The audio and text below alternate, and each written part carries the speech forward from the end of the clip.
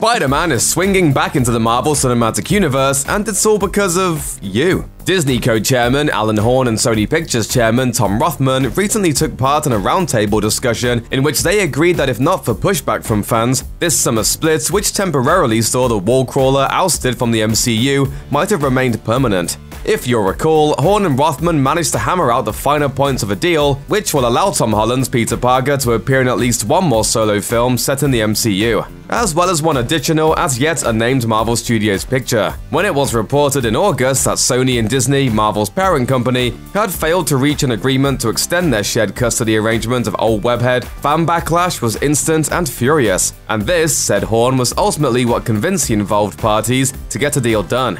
Horn explained, "The fanbase, which is important to all of us, seemed to really respond to what Tom and his folks have done before with our people. They liked the fact that the Marvel Cinematic Universe and Marvel Studios head honcho Kevin Feige were involved in Spider-Man Homecoming and Spider-Man Far From Home. We heard feedback out there that suggested that joining forces once again was probably really a good idea." Why don't you try that on? And I'll introduce the world, the newest official member of the Avengers, Spider-Man. Horn apparently is a master of understatement. Twitter absolutely exploded in the wake of the news that Sony and Marvel were divorcing, with a large chunk of fans simply beside themselves with shock and grief. Holland himself did his best to console them during an appearance at Disney's D23 Expo the following weekend. And it may have been during that event that the young star, upon seeing just how much his version of the character meant to Marvel's fans, decided upon a course of action that few in his position would be gutsy enough to take. He reportedly got in touch with Disney CEO Bob Iger, one of the most powerful people in the world of entertainment, and told him in no uncertain terms that he needed to get Sony back to the table. Then he allegedly put in a call to Rothman to tell him the same thing. Improbably, the ploy didn't backfire ridiculously. Holland kept his job, the two sides got back together, a deal was struck, and the fans rejoiced. Spider-Man is back in the Marvel Cinematic Universe. But now, fans have another question. For how long? Are Spidey's days really numbered? You are a criminal, a menace, and the good people of this nation will squash you like the bug you are!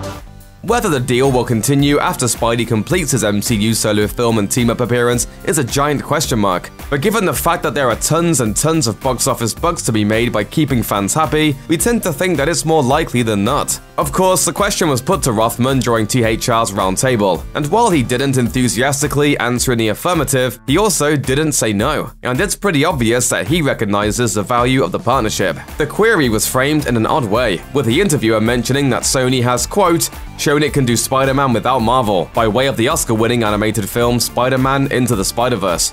Rothman responded, "Yes, we have, but I agree with Horn. This was a classic win-win-win. A win for Sony, a win for Disney, a win for the fans. The only thing I would say is that news cycles and the rhythm of negotiations do not necessarily overlap. And this is, in the words of Shakespeare, a consummation devoutly to be wished. We would have gotten there and the news got ahead of some things."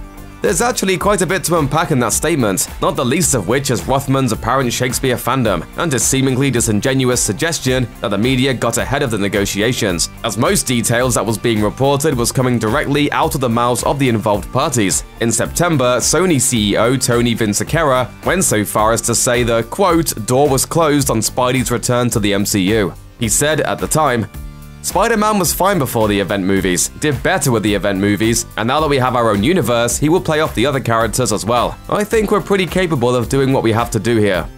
Thankfully, the fan backlash and Holland's timely intervention pushed the studios back together, and now that they're back in business, it seems unlikely that anyone involved will be keen to go through such a trying public ordeal again. Feige has in the past teased his willingness to consider crossing over or even merging Sony's budding cinematic universe with the MCU, because even before the whole kerfuffle, he knew that Iger, Horn, and Rothman had to learn the hard way. Spider fans like their web-slinger right where he is. What are you doing?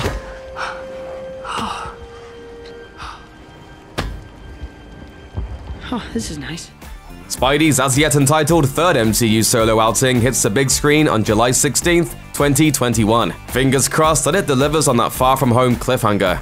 Check out one of our newest videos right here. Plus, even more Looper videos about your favorite stuff are coming soon. Subscribe to our YouTube channel and hit the bell so you don't miss a single one.